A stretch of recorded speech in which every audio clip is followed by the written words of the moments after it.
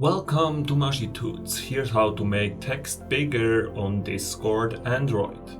First of all, let's open the Discord app. Now the second step is to open up the user settings. They are located in the lower right corner of the screen. Simply tap on it.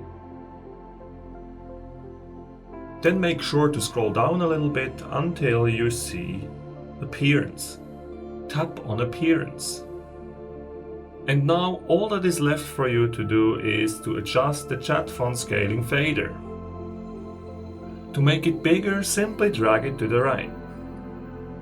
And to make it smaller, drag it to the left. As you can see, these changes are reflected immediately. Now let me make it very big. And I will leave the appearance panel now. And as you can see now, everything's really big. Let me just enter a specific channel, the general chat channel here of my language learning server called Linguaholic.